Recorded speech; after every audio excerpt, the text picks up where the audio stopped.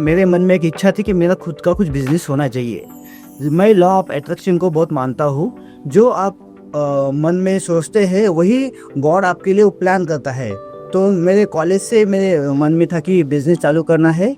नमस्कार दर्शकों, आप सभी का स्वागत है एक इंस्पिरेशनल एपिसोड ऑफ चाय पे चर्चा। इंस्पिरेशनल इसके लिए द पर्सन जो आज आने वाले हैं, he is from the farming family and he has started his own entrepreneur company. दोनों ही अलग अलग चीजें हैं। एक सपना जो हम देखते हैं और उसको साकार करना और उसको हकीकत में लाना, वो बहुत ही इंस्पायर जर्नी होती है।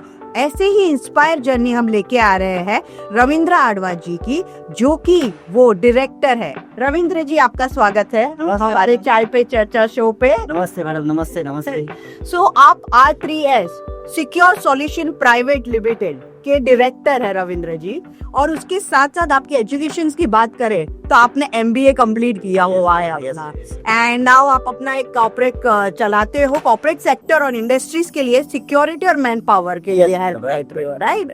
सो ये बहुत ही इंस्पायरिंग जर्नी है आपकी, क्योंकि इंस्पायरिंग इसके लिए कि आपका जो बैकग्राउंड है, वो फैमिली जो बैकग्राउंड है वो फार्मिंग से आया है। सो आपको क्या लगता है कि एज एन एजुकेशन आपने क्यों ऐसा सोचा कि ये आपको एज एन बिजनेस एंटरप्रेन्योरशिप में जाना चाहिए? कि यू नो कि एज एन फार्मिंग हम सोचे तो फार्मिंग जो पीपल रहते हैं वो बहुत ही down to earth, they are village people, they have lots of cultural, हमारे सोसाइटी के बहुत सारे कल्चर पीपल रहते हैं, right? And business is all about technicality, running, you know, ये सारी चीजें कि ये ऐसी स्ट्रेटजी होनी चाहिए, ये सेटअप ऐसा होना चाहिए। तो आपको कहाँ से ये प्रेरणा मिली कि मुझे एक बिजनेस चालू करना है? नमस्ते। मेरा नाम है Ravindra Aarav. By qualification I am MBA graduate from the Srinagar institute Pune. 2012 के बैच में मैं MBA पास आउट हुआ।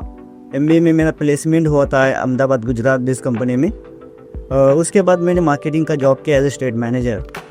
लेकिन बाद में मेरा मार्केटिंग में मन नहीं लग रहा था। मेरे मन में एक इच्छा थी कि मेरा खुद का कुछ बिजनेस होना चाहिए। मैं लॉ ऑफ अट्रैक्शन को बहुत मानता हूँ। जो आप मन में सोचते हैं वही गॉड आपके लिए प्लान करता है। तो मेरे कॉलेज से मेरे मन में था कि बिजनेस चालू करना है। मेरे शादी होने के बाद as per father in law के कनेक्शन से एक मुझे कस्टमर मिले कि अब मुझे कुछ बिजनेस की रिक्वायरमेंट है, आप मिलने के लिए आइए। साइड बाय साइड मैं G4S मल्टीनेशनल कंपनी में सेल्स मैनेजर था। वहाँ पे मेरा काम क्या था कि लोगों को मिलना, प्रेजेंटेशन देना, कोटेशंस देना। मैंने वहाँ पे क्या देखा कि एक अमेरिकन मल्टीनेशनल कंपनी के लिए मैं खुद काम कर MBA ग्रेजुएट होने के बाद, वो मेरे लिए क्यों नहीं कर सकता? मेरी शुरुआत में उद्देश्य था कि मेरा सेल्फ एम्प्लॉयमेंट, मुझे जितनी सैलरी वहाँ पे मिलती थी, मुझे 14 साल पहले 17,000 सैलरी थी, वही सैलरी मैं खुद कमा सकता हूँ, मुझे एडजस्ट करना था। तो मैंने वो जॉब 6 महीने में क्विट कर दिया। वही टाइम मेरा बिजनेस का टर्निंग पॉइंट हुआ। और उस हिसाब से मुझे गरीब पसंद नहीं, मतलब गरीब पैदा हुए इसमें कोई गलती नहीं है, हम गरीब होकर मर जाएंगे, वो मुझे पसंद नहीं है। इसी सोच के साथ मुझे बड़ा बनना था, आगे बढ़ना था, लेकिन कोई दिशा नहीं थी। उस कनेक्शन से मुझे दिशा मिल गई, वहाँ से मेरा बिजनेस का इंस्पिरेशनल जर्नी चालू हो गया मैडम। सो आपने ये बिजनेस की इंस्पिरेशन जर्नी चालू की, राइट? लेकिन आपने यही बिजनेस क्यों सोचा है कि security, man power, corporate sectors में या इंडस्ट्रीज में, सारे अलग अलग कंपनीज में आप जो प्रोवाइड करते हो, तो what was the main reason? बाकी बहुत सारे बिजनेस स्कोप्स रहते हैं, आपसे ये this is very good questions madam, I like it. क्या है इस बिजनेस का मॉडल? क्या है कि हम कस्टमर से कॉन्ट्रैक्ट लेते हैं, as per the equipment deployment करते हैं और बिलिंग करते हैं। इसमें लो इन्वेस्टमेंट है, और उसके बाद क्या चाहिए कि लो इन्वेस्टमेंट होने के बाद भी ये आसान भी है। और मैं क्या, मेरा MBA होने के बाद, मार्केटिंग HR होने के बाद मेरा HR लोगों के साथ अच्छा कनेक्शन था, और मेरा जॉब भी सेम था। तो वही जॉब में था मैं बिजनेस में मैंने कंसल्टेंसी चालू किया, बाद में एक सर्विसेज बढ़ा दिया। तो वही मेन रीज़न है कि मैं जॉब के वो अनुभव था, एक कनेक्शन मिला। और मेरा नज़र में MIDC एरिया है, जहाँ पे हम होम टाउन मेरा है रांजनगांव शुरू, वहाँ पे MIDC एरिया, MIDC में ये सर्विसेज तो लगता ही। वहाँ से मुझे दिखा कि यहाँ पे लगता है। भगवान अपॉर्चुनिटी सबको देता है, लेकिन आपको ढूंढना आना चाहिए कि आप कैसे उसको एक्वायर करते हो। भगवान को आप ब्लेम कर नहीं सकते, भगवान सभी को संधि देता है। वो संधि मैंने देखा, अच्छा लगा, आगे बढ़ता गया और सबने साथ दे दिया, इसी बिजनेस में आ गया। अमेजिंग। तब कहीं लगता है as a being like a cultural background, जहाँ से आप फार्मिंग से आए हो, वो कहीं ना कहीं आपके बिजनेस में आपको हेल्प हुआ है, बिकॉज हम जो कल्चर से बॉर्न होते हैं, हमारी थॉट प्रोसेस वैसी होती है, हमारी एक्शंस वैसे होते हैं। सो वो आपको कितना हेल्पफुल किया आपके बिजनेस के लिए, आगे बढ़ने के लिए, क्योंकि वो बहुत ही इंपॉर्टेंट होता है स्टेइंग ग्राउंडेड। मेरा जलमई गांव में हुआ, खेती में मेरे मम्मी पापा बहुत ईमानदार है, मतलब उन्होंने बहुत अच्छा काम किया, हम लोगों को पढ़ाया। हम लोगों के पास तो पढ़ने के लिए भी पैसे नहीं थे, अभी मेरे मतलब मुझे कंट्रोल नहीं हो रहा है, तो उसमें उनका मेहनत उनका हॉनेस्टी, उनका हार्ड वर्किंग, उनका स्ट्रगल, वो हम सब ने देखा वहाँ पे। तो मुझे क्या, वो तो क्वालिटी उनसे मुझे पास आउट हो गया, लेकिन मैंने उससे आगे मैंने सोचा कि और आगे बढ़ूं, उनका क्वालिटीज लेके, मेरा टैलेंट लेके, भगवान का वर्शिप लेके मैं उसके वहाँ पे खेती से आगे बढ़ा। खेती में क्या होता है कि क्लाइमेट अच्छा नहीं रहता है, और कभी मार्केट नहीं रहता है, इतना मेहनत करके पैसा नहीं मिलता है, और बेचना नहीं आता है। वो अपन कुछ मटेरियल लेके जाएंगे उन्हें, तो वो उसकी मर्जी है, और सेलर उसके रेट से रेट देगा, मुझे वो पसंद नहीं है, इसलिए मैं वहाँ से आउट ऑफ हो गया। यहाँ पे मैं बेचूंगा, मेरे रेट से बेचूंगा, मैं मेरे कस्टमर को मैं रेट दूंगा, वो एक्सेप्ट होता तभी मैं आगे बढ़ूंगा। तो वो बाकी फार्मिंग इज वेरी गुड, हम सबको चाहिए हो, लेकिन उस कारण से मैं फार्मिंग से आउट ऑफ होके ये बिजनेस कॉर्पोरेट में आ गया। अभी भी फार्मिंग मुझे बहुत अच्छा लगता है, मेरा भी बहुत सपना है कि गाँव में अच्छा फार्म हाउस आगे जाके बनवाना है। जिसे बताते हैं ना लोग कि एक पौधे को आप बचपन से ही नरिशमेंट करो तो आगे जाके बड़ा पेड़ बनता है, तो अच्छी क्वालिटीज होती है। वैसे ही मतलब I would thank your parents कि आप में इतनी अच्छी क्वालिटी डाली है, जो ऑनेस्टी, ट्रस्ट, वो जो छोटी छोटी चीजें हैं वो बहुत ही इंपॉर्टेंट है फॉर एन एंटरप्रेन्योर, क्योंकि एक विश्वास, एक भरोसा होता है तो ही आपके क्लाइंट आपके साथ जुड़ सकते हैं। जिससे कि आप बताएंगे आपके साथ कैसे क्लाइंट जुड़े हुए हैं, और आपने अब नए नए क्लाइंट्स के पास अप्रोच कैसे किया, आपके पुराने क्लाइंट्स कैसे हैं, आपका व्यवहार कैसा है उनके साथ। क्या हुआ था सर, मैं लास्ट जो मेरा जॉब था G4S सिक्योरिटी कंपनी, वो जॉब करते समय मुझे एक व्यक्ति ने थोड़ा हेल्प मांगा कि मेरा एक कस्टमर है, आप मेरे साथ थोड़ा सपोर्ट कीजिए कि मुझे कुछ नॉलेज नहीं, आप मेरे साथ चलिए। तो मैं वहाँ पे गया, उनको प्रेजेंटेशन दिया, लेकिन उन्होंने उनको बिजनेस दिया नहीं। लेकिन मैंने वहाँ पे क्या देखा, वहाँ पे अच्छा स्कोप है। बाद में उन्होंने मुझे अप्रोच किया, मैंने भी खुद के लिए वहाँ पे प्रपोजल प्रेजेंट किया, तो वो पहला कस्टमर मेरा वहाँ पे मतलब अपॉर्चुनिटी देख के बन गया। और बाय लकीली क्या हो, मुझे वो स्टाफ जो चाहिए वो भी वन टाइम 20 लोग मिल गए वहाँ पे। उस टाइम यूनियन हुआ था कंपनी में, उनके पास भी लोग नहीं थे, तो उन्होंने नए व्यक्ति को अपॉर्चुनिटी दे दी। वैसे मेरा फर्स्ट कस्टमर बना वो SPM ऑटो करके रांजनगांव में। मैं उनको थैंक यू बोलना चाहूँगा, शुक्रिया अदा करूँगा। अभी वो कस्टमर मेरे साथ है, 11 साल से मैं उनके साथ अभी कोशिश करता हूँ। वो मेरा फर्स्ट कस्टमर है। मैं उसको मतलब जो भी मेरे कस्टमर मिले, उसके बाद क्या हुआ कि मैंने ऑफिस चालू किया छोटा सा। उसके बाद मैंने कंपनी का विजिटिंग कार्ड बनवाया, प्रोफाइल बनवाया, और पहले दिन से मैंने मैडम कॉपीराइट किया था। मतलब जो मेरा लोगो है, लोगो है, हाँ। उनका दर्शकों, उनका लोगो है ना, वो R3G, आप लोगो बताएंगे। हाँ, आपका जो लोगो है, हमारा कंपनी का जो लोगो है R3S। तो इसके पीछे क्या लॉजिक है, R बोले तो मेरा नाम रविंद्र है, मेरा इनिशियल है।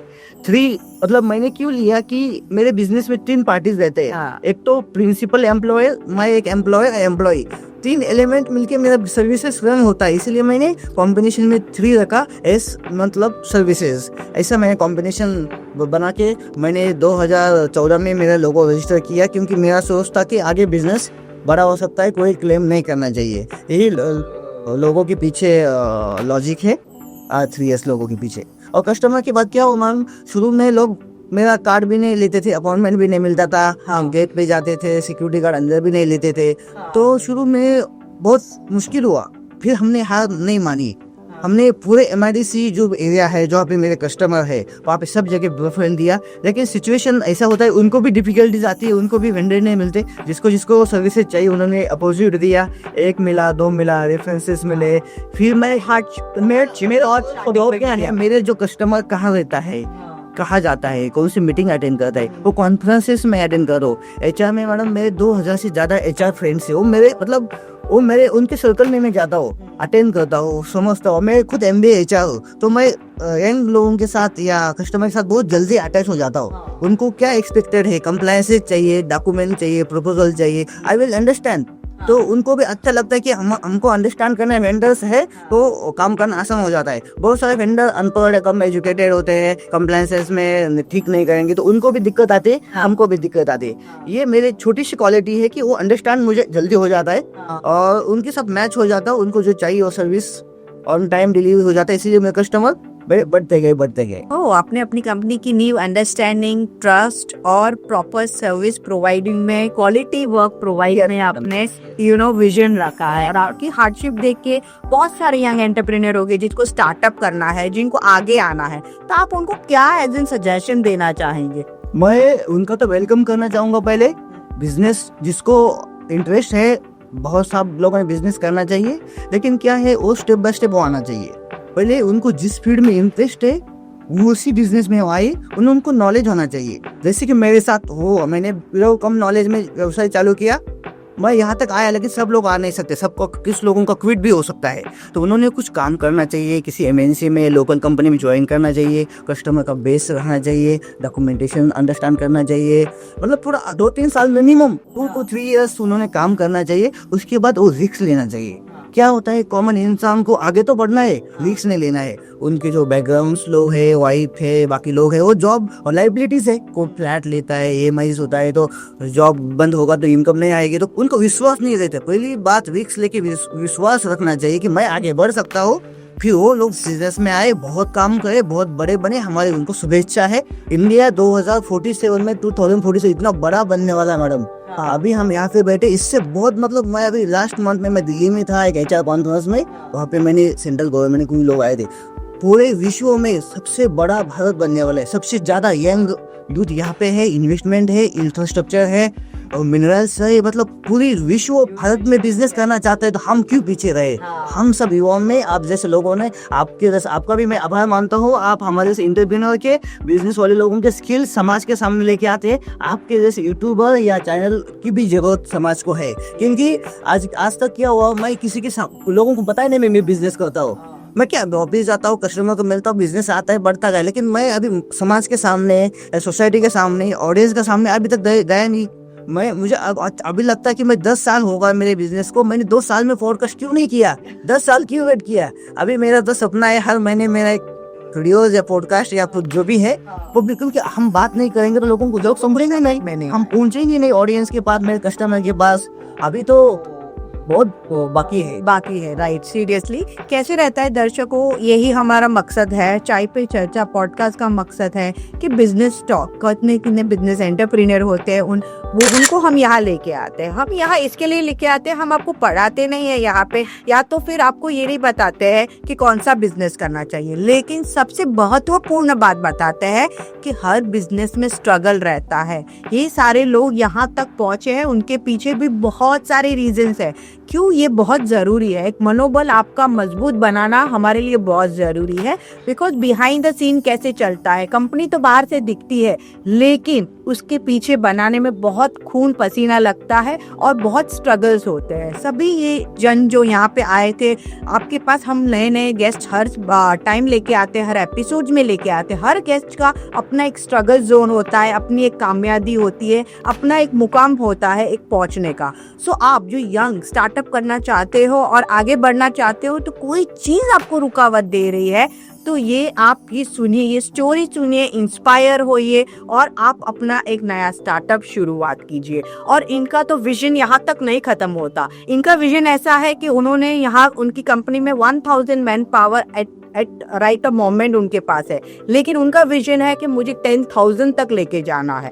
तो ऐसे अच्छे हम कोहिनूर हीरे आपके लिए ढूंढ के लाते हैं कि जिन्होंने बहुत सक्सेस किया है अपनी लाइफ में। सो हम रविंद्र जी को पूछते हैं कि आपका जो 10,000 का टारगेट है, आप कैसे पूरा करने चाहते हो? मतलब कहाँ आपकी फ्रेंचाइजी एजेंट पूना में तो है, Yes. या कहीं और जाके, या कहीं हम इंटरनेशनल में भी सुनना चाहेंगे आपका।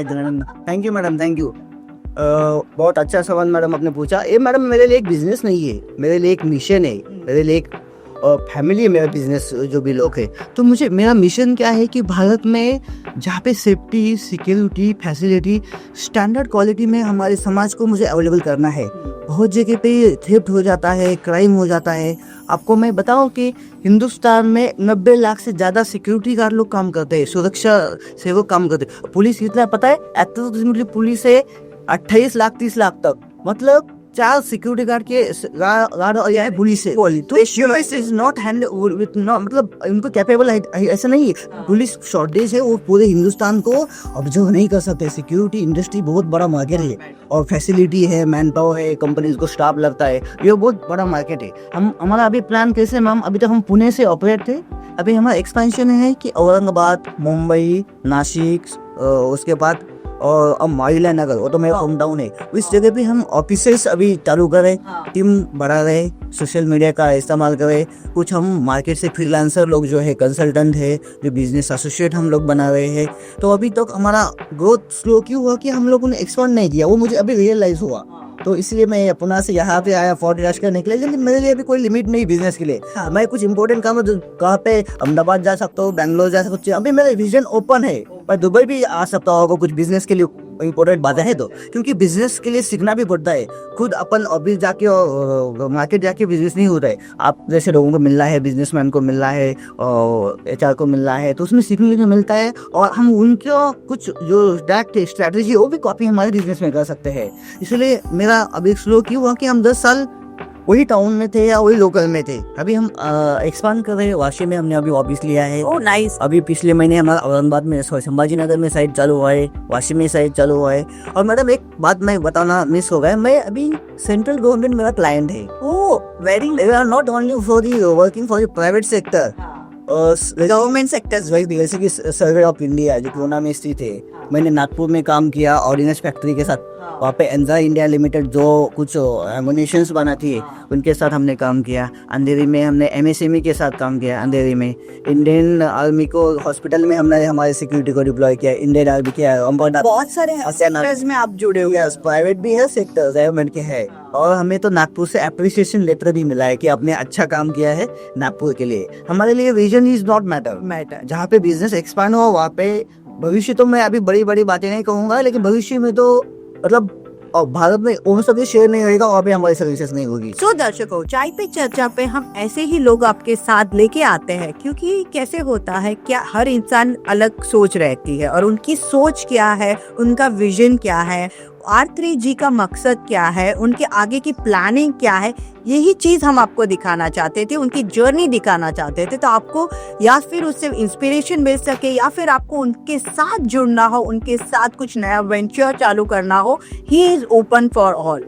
ही is even open for the international as well as working in India. And India में भी उन्होंने बताया बहुत सारी जगह पे उनको नए नए ब्रांचेस खोलने हैं। आपको उनके साथ जुड़ना है, उनकी कंपनी के साथ जुड़ना है, वो कंपनी कैसे काम करती है, ये सारे डिटेल्स तो हमने आपको बता दिए हैं। उसके अलावा आपको और कुछ जानकारी चाहिए तो आप डिस्क्रिप्शन में जा सकते हैं, पूरे डिटेल हमने दिए गए हैं। और ये एपिसोड में आपको कोई भी क्वेश्चंस हो रिगार्डिंग दिस बिजनेस और आपको कुछ नया शुरुआत करना है, उनके साथ कोलैबोरेट होकर शुरुआत करना है, आप कमेंट में डाल सकते हो, आपको उसको उनको कांटेक्ट कर सकते हो, क्योंकि he is open to work in India as well as in international. और इनके विजन्स तो बहुत ही क्लियर है और बहुत ही इंस्पायरिंग है। जाने से पहले हम उनको एक्नॉलेजमेंट करना बनता है फ्रॉम आवर टीम चाय पे चर्चा। प्रविंद्र जी, थैंक यू, ये छोटा सा acknowledgement. Thank you so much. So दर्शकों, आप हमारे साथ ऐसे ही बनते रहे सीजन 4 में। कहाँ पे? चाय पे चर्चा, पॉडकास्ट शो बाय खुशबू सेठ। और ये अपना सीजन 4 तो बहुत ही धमाकेदार रहा है। हम नए नए गेस्ट आपके साथ लेके आते हैं, नए नए एंटरप्रेन्योर आपके साथ लेके आते हैं। आपको ये हमारा शो कैसा लगता है, आपको और क्या देखना पसंद है, वो भी हमें कमेंट कीजिए। क्या आपने हमारा सॉन्ग सुना है? तुम्हारी नहीं सुना? ये देखिए, ये लिंक है, जाके वहाँ पे क्लिक कीजिए और हमारा सॉन्ग सुनिए, क्योंकि हमारी चर्चा और पॉडकास्ट हो गया। Now it's time for music to you all. Take care, मिलते हैं हम अगले एपिसोड में।